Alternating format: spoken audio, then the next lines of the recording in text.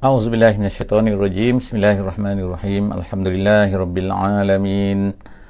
Wassalatu wassalamu ala Rasulillah wa ala alihi wa sahbihi ajmain. Alhamdulillah, bersyukur pada Allah Subhanahu wa taala kita kembali lagi dapat bersama-sama dalam sesi tadabbur harian pada pagi ini. Alhamdulillah, hari ini kita telah sampai ke muka surat 257. Insya-Allah tadabbur kita hari ini, perbincangan kita hari ini, kita cuba untuk melihat serba sedikit apa yang disebutkan oleh Allah Subhanahu wa taala di dalam muka surat 257 mushaf kita. Jadi untuk pengetahuan jugalah, sebenarnya ialah mushaf ini yang kita gunakan nombor muka surat ni adalah merupakan muka surat bukannya muka surat yang sebagaimana di zaman Nabi sallallahu alaihi wasallam lah kita katakan, tetapi adalah merupakan muka surat cara penulisan yang terkini lah, yang mana disusun oleh para ulama untuk memudahkan kita insya-Allah untuk merefer kepada muka surat, dan ayat-ayat ni merupakan satu perkara yang telah merupakan ditetapkanlah, kita kata sejak daripada zaman Nabi sallallahu alaihi wasallam. Jadi kita tengok pada hari ini insya-Allah di muka surat 257 kepada sahabat-sahabat semua yang bersama-sama dengan kita pada pagi ini, untuk sama-sama dapat membuka mushaf jika sekiranya keadaan mengizinkan insya-Allah. Dan kemudian kita akan bersama-sama melihat apakah yang dikatakan, yang disebutkan oleh Allah Subhanahu wa taala. Kita cuba ambil pengajaran yang terbaik yang mampu kita lakukan dalam masa 30 minit untuk kita melihat apa yang disebutkan oleh Allah Subhanahu wa taala di dalam surah Ibrahim pada pagi ini, iaitu daripada ayat yang ke-11 sehingga ayat yang ke-18 insya-Allah. Ayat ke-11 sehingga ayat yang ke-18. A'udzubillahi minasyaitonirrajim. Bismillahirrahmanirrahim. Qalat lahum rusuluhum in nahnu illa basyarum mithlukum walakinna Allah yamunnu ala man yasha'u min ibadihi wa ma kana lana an na'tiyakum bisultanin illa biiznillah wa 'ala Allahi falyatawakkalul mu'minun. Sadaqallahul azim. Ayat ini yang kita baca pada hari ini adalah merupakan sambungan ceritanya dengan apa yang telah kita baca dalam ayat yang ke-10 sebelum daripada ini. Allah Subhanahu wa taala sebutkan dalam ayat yang ke-10 sebelum ni bahawa orang-orang yang menentang rasul-rasul ni, orang-orang yang menentang nabi-nabi ni, mereka ni minta macam-macam kepada nabi-nabi ni. Jadi sebagaimana apa yang berlaku lah kita tengok di zaman Nabi kita sallallahu alaihi wasallam, Nabi kita berdakwah kepada mereka. Jadi bayangkan dalam masa 13 tahun 10 tahun, 11 tahun, 12 tahun, nampaknya Muhammad ni non-stop. 1 tahun bukan satu masa yang pendek. 1 tahun, 2 tahun, 3 tahun, 4 tahun, sampai kepada 10 tahun. Nampaknya Muhammad ni masih kental lagi, masih lagi bersungguh-sungguh tak mahu berhenti daripada dakwahnya. Satu perkara yang memang memeningkan lah, kita kata orang-orang musyrik ni, orang-orang yang menentang Nabi kita sallallahu alaihi wasallam. Mereka kenakan pelbagai tindakan. Kalau kita tengok, tindakan fizikal, tindakan kata-kata, tindakan label, tindakan boykot, semua tak mampu, semua tak jadi, semua tak boleh stop Nabi kita sallallahu alaihi wasallam dalam dakwah beliau sallallahu alaihi wasallam. Jadi kita tengok sini Allah Subhanahu wa taala seolah-olahnya menyenaraikan apakah perkara-perkara yang telah menimpa juga nabi-nabi yang terdahulu, rasul-rasul yang terdahulu. Dalam ayat ini yang kita akan tengok ini ialah antara perkara-perkara yang diminta oleh orang-orang yang menentang nabi-nabi ni, menentang rasul-rasul ni. Apa yang mereka minta daripada nabi-nabi dan rasul-rasul, bukan Nabi Muhammad sallallahu alaihi wasallam saja, tapi sejak daripada berzaman-zaman dah, sejak daripada nabi-nabi terdahulu lagi. Semua nabi-nabi hampir boleh katakan sebagaimana yang disebutkan oleh Allah Subhanahu wa taala di sini, semua nabi-nabi ni menghadapi perkara yang hampir sama saja, iaitu apa? Mereka antaranya yang disebut di sini dalam ayat ni, disebutkan dalam ayat sebelumnya, iaitu mereka meminta kepada nabi-nabi ni, nombor satunya bawa dalil, bawa bukti, dan bukti tu mereka nak benda-benda yang pelik-pelik yang dipanggil sebagai sultan. Sultan maknanya bukti, tanda yang menyungguhkan bahawa kamu ni, apa yang mereka minta pelik-pelik, memang pelik-pelik kan. Minta dalam bentuk malaikat datang bersama-sama lah, macam-macam kan. Sebenarnya mereka ni tak mahu je. Perkara yang kedua yang disebutkan di dalam ayat ni, ayat sebelum daripada ni, ayat yang ke-10, ialah mereka mengatakan bahawa kamu ni mengatakan kamu ni rasul Tapi kami nampak kamu ni macam manusia biasa je. Mereka nak bahawa orang yang datang tu, Nabi yang datang tu, Rasul yang datang tu kepada mereka tu dalam bentuk yang bukan manusia. Kalau nanti bukan manusia, mereka akan kata pula, macam mana kami nak ikut kamu ni bukan manusia. Tengok kan. Jadi Allah Subhanahu Wa Taala beritahu kepada Nabi kita sallallahu alaihi wasallam, ajar kepada Nabi kita bagaimana nak jawab. Dan bagaimana nak dikatakan kalau mereka ni minta macam tu kepada kamu. Jadi pengajaran daripada sini yang kita boleh faham, kita belum baca lagi ni, ialah bahawa kita ni akan menghadapi perkara yang sama. Dan kita ni diajar oleh Allah Subhanahu Wa Taala untuk menjawabkan bagaimanakah jawapan ataupun bagaimanakah perasaan kita, bagaimana yang kita hendak ingati dalam diri kita bahawa sebenarnya perkara yang sama ni dihadapi oleh nabi-nabi sebelum daripada Nabi Muhammad sallallahu alaihi wasallam. Qalat lahum rusuluhum. Qalat lahum rusuluhum. Rasul-rasul kaum-kaum itu berkata kepada mereka tu. Apa yang mereka kata? Innahnu illa basyarum mislukum.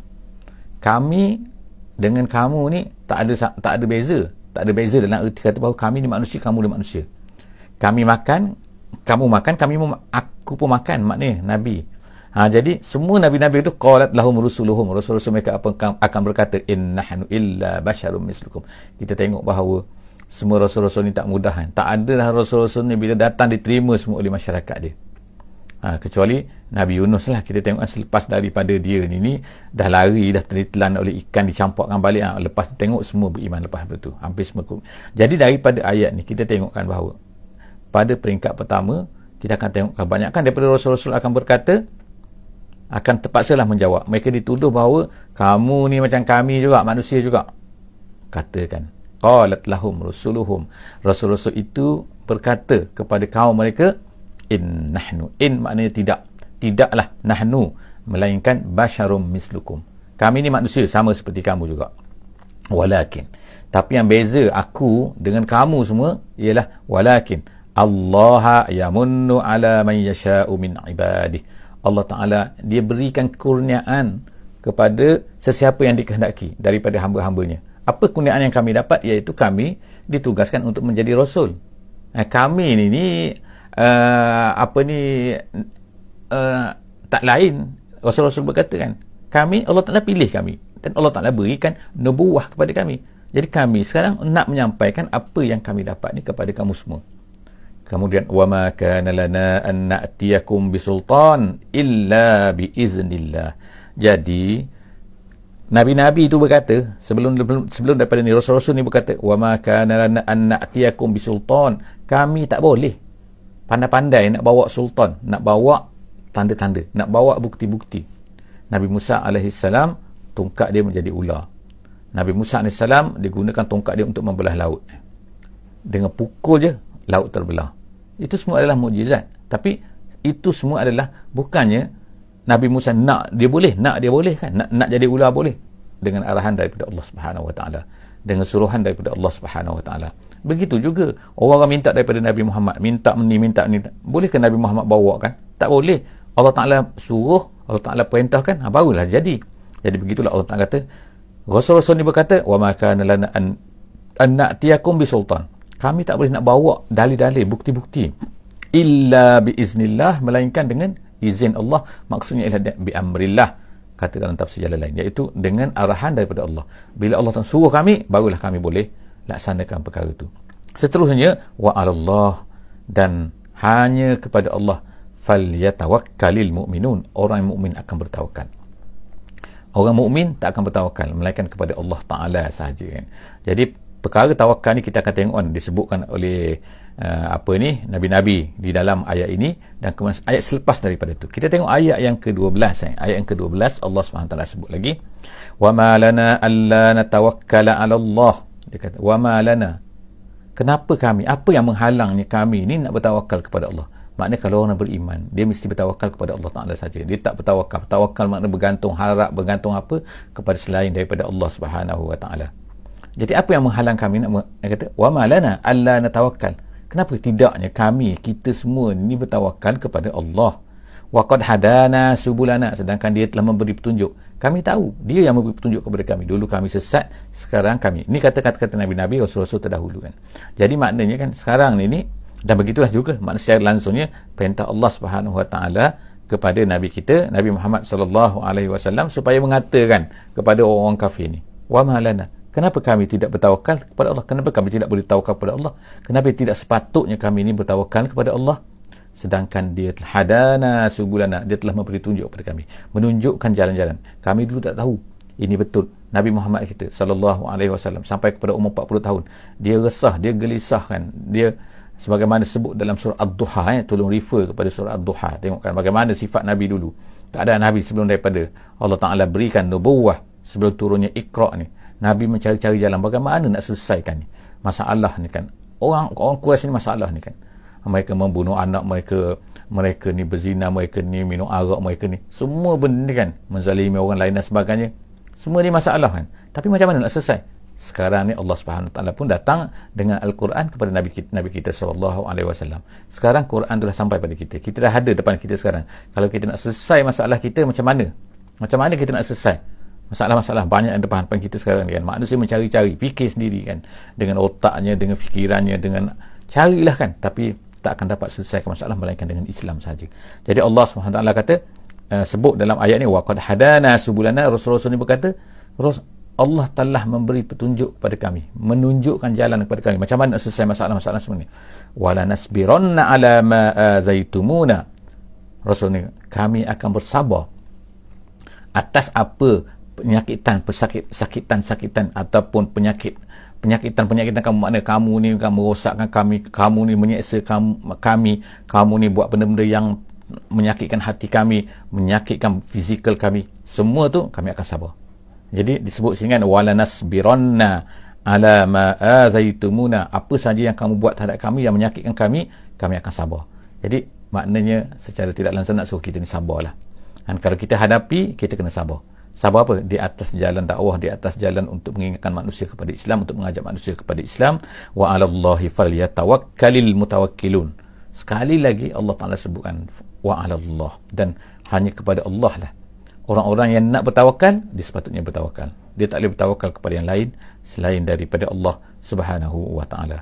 Wa qala allazina kafaru, kemudian seterusnya, wa qala allazina kafaru, dah Rasul-Rasul ni bercakap macam tu, berkata macam tu, memberi hujah macam tu kepada orang-orang yang tak nak terima ni, apalah.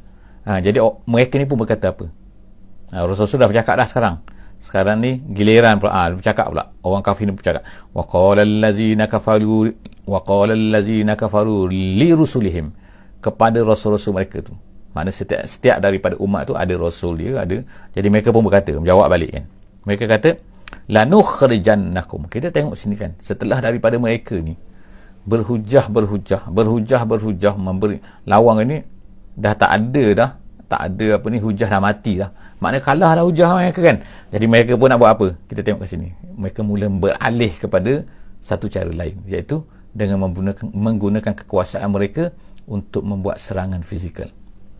Dah menyakitkan tak jadi, dah buat, dah seksa tak jadi, dah buat macam ni tak jadi. Sekarang mereka pergi beralih kepada, mereka ada power, mereka akan gunakan power mereka. Apa mereka kata? Lanukhrijannakum min ardina, kami akan halau kamu, kami akan buang kamu, kami akan campakkan kamu jauh-jauh daripada negeri kami ni, daripada tanah kami ni. Itu maknanya. Jadi maknanya dia kata min ardina, dan sana kita tengok kan, min ardina maknanya setiap masing-masing tu ada negeri. Kalau negeri Rom ke, negeri Mesir ke, negeri Farsi ke dulu kan, kalau ada rasul di situ, jadi mereka dah tak mahu lawan, dah hujah, mereka takut ni, takut kalah nanti, takut kalah. Dan juga orang-orang sama seperti kan, kalau kita baca kisah Nabi Musa pun Allah Ta'ala sebutkan perkara macam tu. Nabi Ibrahim pun berlaku macam tu juga kan. Mereka semua ni dihalau daripada tempat tinggal mereka. Kenapa? Kerana mereka ni berdakwah, kerana menceritakan. Jadi maknanya inilah keadaan yang akan berterusan berlaku sampai hari kiamat kan. Iaitu orang-orang yang berkuasa ni, dia tak akan ni kan. Kalau zaman sekarang ni macam-macam lah, tak beri visa lah, tarik balik permit lah, macam-macam kan. Sebab apa? Apabila mereka merasai bahawa mereka ni terancam idea-idea mereka ni terancam. Mereka bawa benda salah, kemudian apabila datang orang nak betulkan, iaitu orang-orang yang membawa Islam ni nak betulkan apa yang Jadi mereka dah rasa tak boleh nak lawan, mereka pun buatlah cara lain pula. Jadi Allah Ta'ala sebut sini, lanukhrijannakum, kami akan keluarkan. Nombor satu, lanukhrijannakum, Allah Ta'ala sebutkan dengan makna taukid kan. La nombor satu kan, la tu makna depan tu ada maknanya kami pasti akan. Asalnya nukhrij itu makna keluarkan, tapi nun di belakang tu nun taukid lagi, taukid yang ada sabdu nakum, nukhrijannakum, kum tu kamu. Jadi maknanya kami akan keluarkan kamu, halaukan kamu min ardina, ataupun cara yang kedua mereka kata, mereka sama au la ta'udunna fi millatina, ataupun kamu murtad balik. Murtad balik maknanya bukan sekadar diam, bukan sekadar kamu ni, kalau Nabi kita Nabi Muhammad SAW bukan saja Islam, tapi kamu kena, wahai Muhammad, sembah balik berhala kami, ataupun kami halau kamu daripada negeri kami. Jadi apa yang dirancang, apa Allah Ta'ala sebut sini, rupa-rupanya lebih dahsyat lagi, iaitu mereka pun nak bunuh Nabi kita sallallahu alaihi wasallam. Memang ada dalam perbincangan mereka semasa mereka ni nak nak buat apa daripada Muhammad ni pada tahun yang ke-13. Mereka plan, akhirnya Abu Jahal datang dengan pendapat dia yang paling dahsyat sekali, iaitu kita bunuh saja Muhammad ni. Tapi cara dia ialah dengan kita cari 40 orang daripada semua kabilah, supaya nanti Bani Muttalib ni, Bani Abdul Muttalib ni tak boleh nak kisos daripada kita. Kerana apa? 40 family kan, 40 kabilah akan datang membunuh Muhammad ni dengan satu pembunuhan, dengan satu pedang, dengan satu, maknanya satu tikaman sekaligus ramai-ramai, supaya darahnya berselerak. Kata Abu Jahal, tengokkan tak, mereka lebih dahsyat lagi. Kalau Nabi-Nabi terdahulu, mereka ni lanukhrij, dan yang kedua kami akan, ataupun kamu murtad balik. Tapi yang kes Muhammad ni, sama ada Muhammad ni murtad, memang tak nak murtad dah dia ni, tak nak kembali menyembah berhala, kata mereka kan, kita panggil dia murtad ni. Jadi maknanya ialah selepas daripada tu mereka pun buatlah perancangan mereka bunuh kan.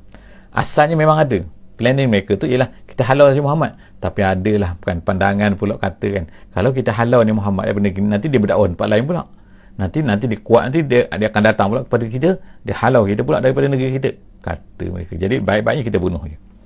Jadi Rasul-Rasul terdahulu ni Allah SWT kata, makna hin-hin ni, lanukhrijannakum min ardina aw la ta'udunna fi millatina fa'auha ilaihim. Pada ketika tu, apabila suasana tu dah sangat dahsyat, kita katakan, dah mereka ni kan memang dah melampau lah, bukan sekadar seksaan saja, tapi mereka pada ketika itulah fa'auha ilaihim rabbuhum, pada ketika itu Tuhan mereka, Tuhan Rasul-Rasul ni, maknanya yang terdahulu ni Allah Ta'ala sebut kan, fa'auha, lalu Tuhan mereka telah mewahyukan kepada mereka, lanuhlikanna zalimin, akan dihancurkan orang-orang yang zalim. Jadi Allah Subhanahu Wa Ta'ala sekarang dah beri hindah bahawa orang kafir Quraisy ini akan dihancurkan kalau mereka berterusan dalam keadaan mereka tu. Kalau mereka ni berterusan nak menghalau, nak membunuh ke, nak membuat apa-apa kepada, atau nak memurtadkan balik orang yang dah Islam ni, Allah SWT akan beri. Tengok kan, makna ayat ini turun dalam keadaan belum lagi orang kafir itu dihancurkan, tapi tengok kan, Allah Ta'ala dah sebut dah kan, memberi berita gembira lah kepada Nabi, kepada orang-orang yang beriman, bahawa kan mereka ini akan dahsyat. Cuma masanya bila, wallahu a'lam, bukan kita ditentukan. Allah Ta'ala yang maha mempunyai hikmahnya, dia akan menentukan sama ada bila mereka ini akan dihancurkan oleh Allah Subhanahu Wa Ta'ala. Jadi seterusnya Allah SWT sebut, bukan sekadar tu saja, bukan sekadar ni mereka ni akan dihancurkan saja, tetapi Allah SWT sebut lagi yang kedua selepas tu, iaitu ini apa? Allah Ta'ala sebut sini, walanuskinannakum, dan kemudian kami akan beri kekuasaan kepada kamu. Kepada kamu tu maknanya kepada Rasul-Rasul ni, bukan sekadar mereka akan dihancurkan, kali sekarang dah hancurkan Rasul, umat-umat ni yang tak nak beriman ni akan dihancurkan. Kemudian apa yang akan jadi? walanuskinannakumul arda min ba'dihim, kami akan beri kekuasaan kepada kamu di atas bumi selepas daripada mereka ini dihancurkan. Kita tengok apa yang berlaku kepada Nabi kita sallallahu alaihi wasallam. Mereka nak membunuh Nabi, mereka nak menghalau Nabi, mereka nak memurtadkan Nabi, nak membawa balik Nabi ini kepada semua berhala. Tapi apa yang jadi selepas daripada itu? Allah Ta'ala telah menghancurkan mereka dalam Badar, dalam Uhud, dalam Ahzab, habis. Kemudian dengan cara yang sebagaimana Allah Ta'ala nak, wallahu a'lam bagaimana caranya, tapi selepas itu Nabi SAW diberi kemenangan, Fathu Mekah, membuka kota Mekah. Jadi artinya Allah Ta'ala beri kekuasaan kepada Nabi kita SAW selepas daripada itu untuk menguasai balik tanah, yang mana tanah itulah yang telah dihalau secara tidak langsungnya, ataupun nak bunuh Nabi kita sallallahu alaihi wasallam. Jadi janganlah kita ni lupa kepada janji Allah Subhanahu wa taala. Inilah yang dibuat oleh Allah Subhanahu wa taala kepada kaum-kaum yang menentang dakwah nabi-nabi, yang menentang rasul-rasul, dan itulah yang akan berlaku. Tapi yang pentingnya ialah daripada kita. Adakah kita ini bersama-sama melaksanakan apa yang telah dilakukan oleh nabi-nabi, ataupun kita ni hanyalah membiarkan begitu saja Islam ini diperkotak-katikkan dan dipermainkan dan sebagainya oleh orang kafir yang ada atas dunia ni.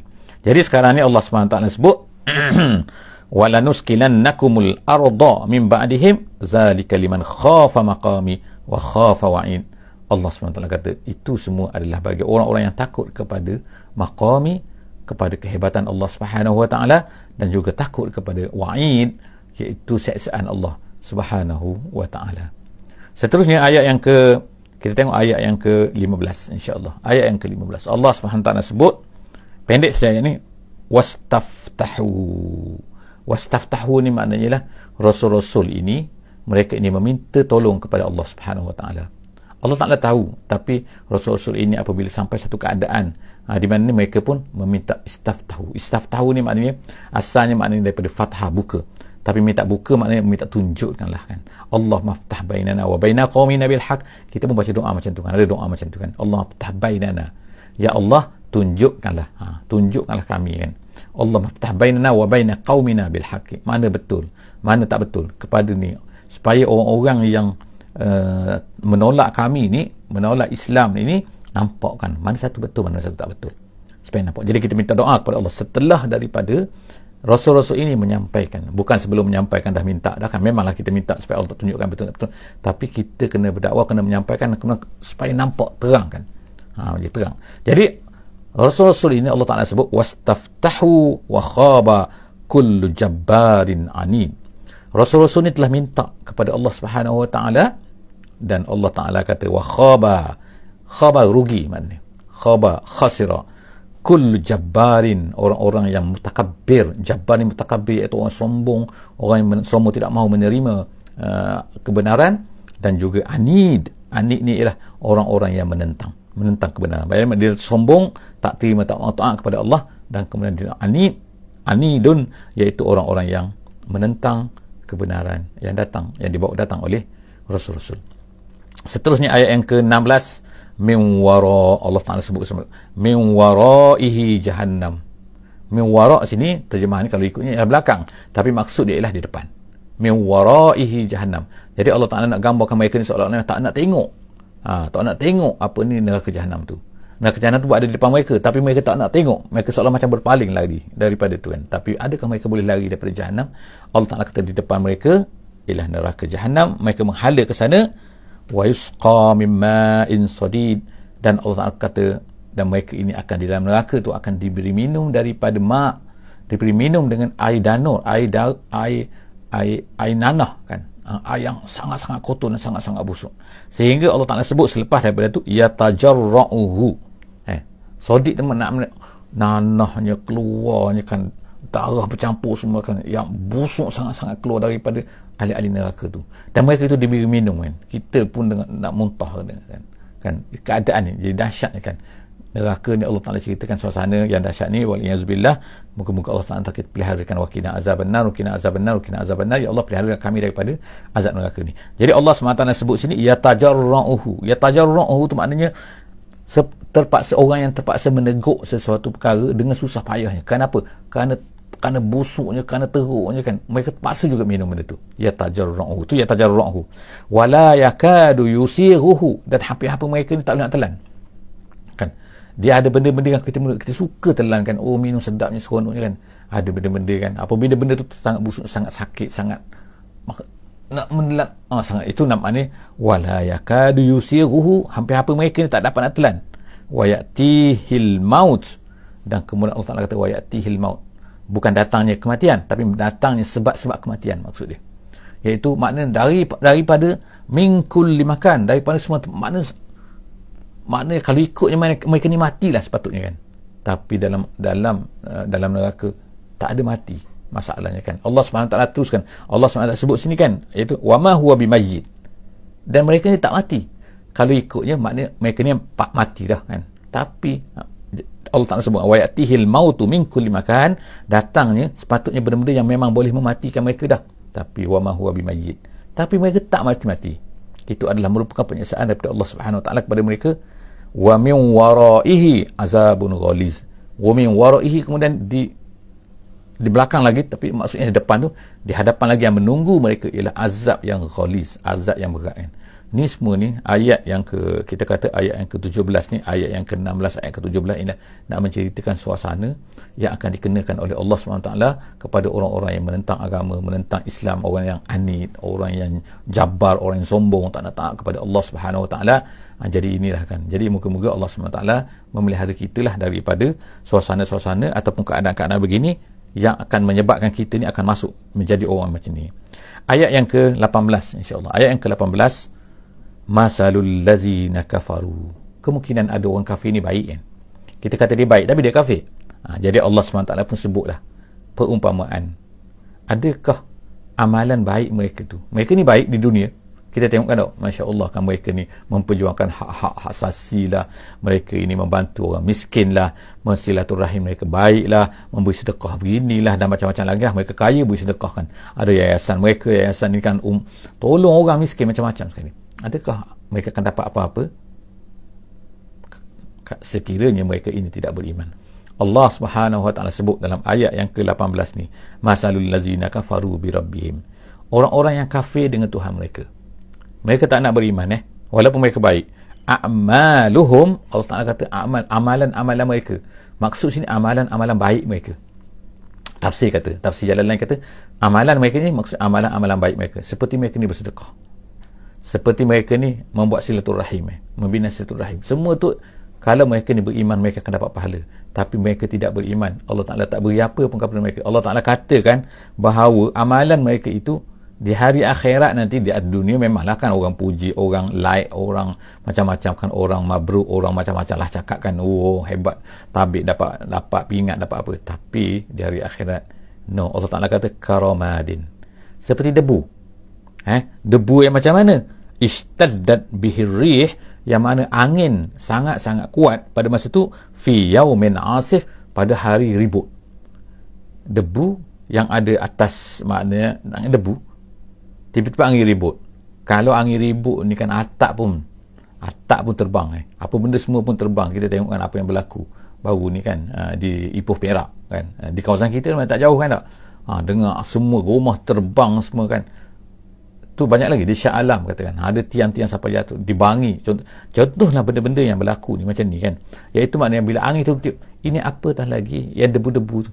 Jadi Allah SWT nak sebutkan bahawa tidak ada nilai langsung orang amalan ni. Kalau kamu ni kafir, langsung tak dapat apa. Adalah nampak atas dunia ni, tapi di akhirat langsung tak bermanfaat. Jadi Allah Ta'ala kata la yaqdiruna mimma kasabu. La yaqdiru, tak dapat manfaat apa-apa pun daripada apa yang mereka usahakan. Jadi seolah macam habis tu kita kata tak payah usaha lah. Tak, Allah Ta'ala sebagaimana disebutkan oleh para ulama, kemungkinan akan memberi kepada mereka balasan atas dunia saja kan. Atas dunia mungkinlah mereka akan dapat ni kan. Tetapi di akhirat mereka tak dapat apa. Tapi bukanlah kita pergi berkata kepada mereka tak perlu amal. Teruskan awak nak beramal kan, teruskan, lebih baik daripada awak ni jahat dan sebagainya kan. Tapi dari akhirat kita tahu betapa rugi. Jadi Allah Ta'ala anjurkan kepada mereka, berimanlah. Kamu nak jadi baik, kamu ni baik kan, kamu sedekah sana sedekah sini kan, kamu silaturahim, membina hubungan dengan manusia, Masya Allah, berimanlah. Sayang amalan kamu tu. Jadi Allah Ta'ala kata mimma kasabu ala syai', dia kata la yaqdiruna mimma kasabu ala syai', zalika huwa ad-dalalul ba'id. Itu adalah merupakan kesesatan yang sangat-sangat jauh kan, kerugian yang sangat jauh. Wallahu a'lam bisawab. Jadi setakat itulah saja untuk kali ini muka surat 257. Jumpa lagi insya-Allah di muka surat 258 dalam sesi akan datang. Jadi jangan lupa insya-Allah untuk share link kita ni, untuk like, untuk subscribe, untuk follow insya-Allah. Moga-moga kita dapat berterusan insya-Allah. Aku qouli hadza wa astaghfirullahal azim li wa lakum. Wassalamualaikum warahmatullahi wabarakatuh. Bismillahirrahmanirrahim. Wal 'asri innal insana lafi khusr illal ladzina amanu wa amilus solihat wa tawasaw bil haqqi wa tawasaw bis sabr.